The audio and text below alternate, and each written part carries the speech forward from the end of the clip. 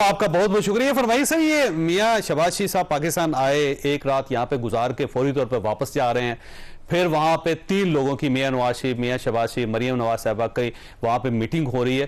तो मिस्ट्री सी है कि उनको आने की क्या जरूरत थी अगर उन्होंने इतनी जल्दी चले जाना था। इस बारे में तो मैं कुछ नहीं कह सकता क्योंकि उनसे मेरा राब्ता नहीं हुआ और जाते हुए उन्होंने मुझसे मुशावरत नहीं की, लिहाजा इस बारे में मैं तो कुछ वाज़ेह तौर पर कहने के लिए कासिर हूँ। ठीक हो।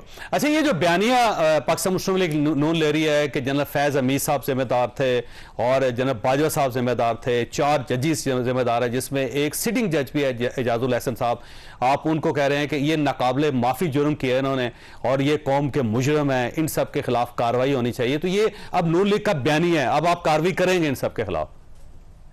देखिए, ये बयानिया तो आज का नहीं है, ये बड़ा पुराना है। आपको मालूम है कि ये सब लोग इन्होंने 2017 में नवाज शरीफ साहब को जबरदस्ती नाअहल किया, मुल्क के अंदर एक रजीम चेंज लेकर आए और उसके नतीजे में पाकिस्तान की वो तरक्की का सफर जो एक 13 और 17 के दरमियान सीपैक था या दीगर मंसूबे थे, उनका मोमेंटम टूटा और उसके बाद फिर हम एक ढलवान पे पड़े और आज तक उस ढलवान पे गिरते चले जा रहे हैं।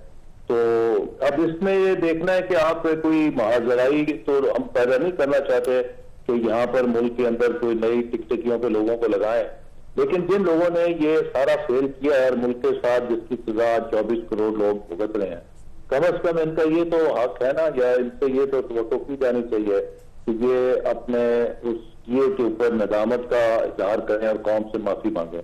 और मैं समझता हूँ कि नेल्सन मंडेला ने जिस तरह साउथ अफ्रीका में एक हल निकाला था कि उन पर बड़ा दबाव था कि एहतसाब भी होना चाहिए और मुआशरे को मजीद तलखियों से भी बचाना चाहिए, तो उन्होंने एक ट्रुथ कमीशन कायम किया था जहां पर जो लोग कौमी मुजरम थे उन्होंने जाके अपने गलतियों की और गुनाहों का इतराफ किया, कौम से माफी मांगी। तो आप ये चाहते हैं कि ये माफी मांग लें, इनके खिलाफ को केस नहीं करना चाह रहे आप? देखिए, इस पे तो कोई पार्टी जब तक बाज़ाब्ता ऐलान नहीं करती या पॉलिसी नहीं होती। नहीं, मियां साहब तो ऐलान कर रहे हैं ना सर, मियां नवाज शरीफ साहब भी कर रहे हैं और राना सनाउल्लाह साहब भी कर रहे हैं। मैंने आपको जाती राय बताई है जो कि मैं पहले भी इसको इज़हार कर चुका हूँ कि मेरी जाती राय में अगर एक नेशनल ट्रुथ कमीशन या रिकंसिलेशन कमीशन बने जिसमें ये सारे लोग जो इन्होंने जराइम किए हैं उनका इतराफ करें और कौम से माफी मांगे, तो उससे बात आगे चल सकती है। इस वक्त देखिए, हम एक बहुत शदीद मुआशी बहरान का शिकार है और अगले 5 सालों में हमें एक मुल्क की पूरी कलेक्टिव एफर्ट चाहिए, तमाम इदारों का मिलकर ताउन करने की जरूरत है, पूरी कौम की ताउन लगा कर के साथ मिलकर आगे चलने की जरूरत है, तब हम इस मुआशी बहरान से निकलेंगे। अगले 3 सालों में पाकिस्तान में 77 अरब डॉलर कर्जों के अदा करने हैं। हम अगर इसी तरह लड़ाई झगड़े में रहेंगे तो हम अपनी माली खुद मुख्तारी मुकम्मल तौर पे खो बैठे। हम सबको मिलकर एक्सपोर्ट। तो आप ये चाहते हैं कि इस कंट्रोवर्सी में नून लीग को नहीं पढ़ना चाहिए? देखिए, हाँ, हम यकीनन ये चीज जो है ये कौम के सामने है, इतना बड़ा कौम का नुकसान हुआ, आज लोग दुहाइयां दे रहे हैं महंगाई की, लोगों की जिंदगी में जहर घोला है।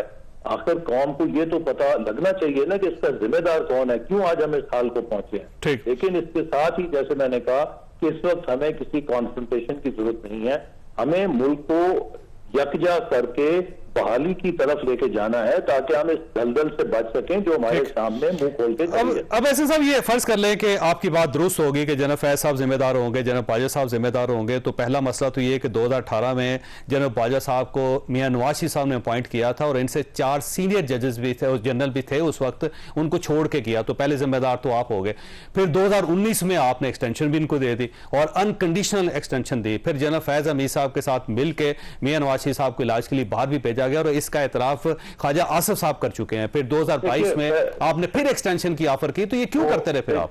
पहली बात तो यह है कि जो जनरल बाजवा साहब की अपॉइंटमेंट थी वो फर्स्ट सीनियर पैनल में से हुई थी और जो पैनल पुट अप किया जाता है उसमें यही तस्वर किया जाता है कि ऑल जजेस are equal, all generals are equal, तो लिहाजा वो उस पर ये प्राइम मिनिस्टर की डिस्क्रिप्शन होती है कि वो किसी को करें। लेकिन जैसे हमने देखा कि माजी के मुकाबले में एक बेहतर तरीका यही है और जो कि इस दफा अपनाया गया कि आप सीनियर मोस्ट जो जनरल हैं उनको अपॉइंट करें ताकि आपके ऊपर या अपॉइंट होने वाले के ऊपर किसी किस्म का दबाव ना हो कि इसके ऊपर कोई फेवर हुई या आपने किसी को फेवर किया। जहां तक जनरल बाजवा की एक्सटेंशन का मामला है, मैं अपनी गवाही दे सकता हूं कि मैंने वोट नहीं दिया था, क्योंकि मैं असूली तौर पर समझता था और मैंने एक रात पहले कहा था कि ये जो कानून बना है, अगर इस कानून को हमने बना दिया और वोट दिया तो फिर जो 3 सालों में आर्मी चीफ चला जाएगा, अपनी मुद्दत छोड़ के चला जाएगा, उसको फिर वलीउल्लाह का लकब भी देना चाहिए।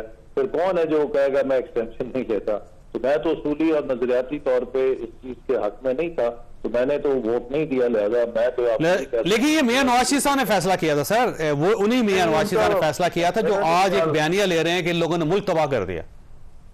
मेरे कम अज कम मुझे तो ऐसी इतला उनकी तरफ से नहीं आई थी, और इसलिए मैं तो आपको ये कह सकता हूँ कि मैंने कम अज कम ये वोट नहीं दिया। ठीक हो गया, तौर पे खो बैठे ठीक। हम सबको मिलकर तो आप ये चाहते हैं कि इस कंट्रोवर्सी में नून लीग को नहीं पढ़ना चाहिए?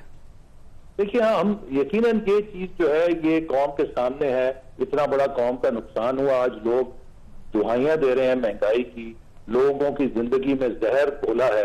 आखिर कौम को ये तो पता लगना चाहिए ना कि इसका जिम्मेदार कौन है, क्यों आज हम इस हाल को पहुंचे हैं। ठीक। लेकिन इसके साथ ही जैसे मैंने कहा कि इस वक्त हमें किसी कॉन्फ्रंटेशन की जरूरत नहीं है, हमें मुल्क को यकजा करके बहाली की तरफ लेके जाना है, ताकि हम इस दलदल से बच सकें जो हमारे सामने मुंह खोल के खड़ी है। अब ऐसे साहब ये फर्ज कर लें कि आपकी बात दुरुस्त होगी कि जनरल फैज साहब जिम्मेदार होंगे, जनरल बाजवा साहब जिम्मेदार होंगे, तो पहला मसला तो ये कि 2018 में जनरल बाजवा साहब को मियां नवाज शरीफ साहब ने अपॉइंट किया था और इनसे 4 सीनियर जजेस भी थे, जनरल भी थे उस वक्त, उनको छोड़ के किया, तो पहले जिम्मेदार तो आप हो गए।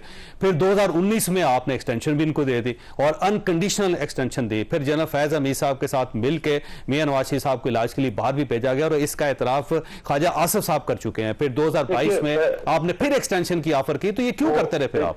पहली बात तो यह है कि जो जनरल बाजवा साहब की अपॉइंटमेंट थी वो फर्स्ट सीनियर पैनल में से हुई थी, और जो पैनल पुट अप किया जाता है उसमें यही तस्वर किया जाता है कि ऑल जजेस are equal, all generals are equal. तो लिहाजा वो उस पर ये प्राइम मिनिस्टर की डिस्क्रिप्शन होती है कि वो किसी को करें। लेकिन जैसे हमने देखा कि माजी के मुकाबले में एक बेहतर तरीका यही है, और जो कि इस दफा अपनाया गया, कि आप सीनियर मोस्ट जो जनरल हैं उनको अपॉइंट करें, ताकि आपके ऊपर या अपॉइंट होने वाले के ऊपर किसी किस्म का दबाव ना हो कि इसके ऊपर कोई फेवर हुई या आपने किसी को फेवर किया। जहां तक जनरल बाजवा की एक्सटेंशन का मामला है, मैं अपनी गवाही दे सकता हूं कि मैंने वोट नहीं दिया था, क्योंकि मैं असूली तौर पर समझता था और मैंने एक रात पहले कहा था कि ये जो कानून बना है, अगर इस कानून को हमने बना दिया और वोट दिया तो फिर जो 3 सालों में आर्मी चीफ चला जाएगा, अपनी मुद्दत छोड़ के चला जाएगा, उसको फिर वलीउल्लाह का लकब भी देना चाहिए। फिर कौन है जो कहेगा मैं एक्सटेंशन नहीं लेता? तो मैं तो उसूली और नजरियाती तौर पे इस चीज के हक में नहीं था, तो मैंने तो वोट नहीं दिया। लिहाजा मैं तो लेकिन ये मियां नवाज शरीफ साहब ने फैसला किया था सर, वो उन्हीं मियां नवाज शरीफ साहब ने फैसला किया था जो आज एक बयानिया ले रहे हैं कि इन लोगों ने मुल्क तबाह कर दिया। मेरे कम अज कम मुझे तो ऐसी इतला उनकी तरफ से नहीं आई थी, और इसलिए मैं तो आपको ये कह सकता हूँ कि मैंने कम अज कम ये वोट नहीं दिया। ठीक हो गया,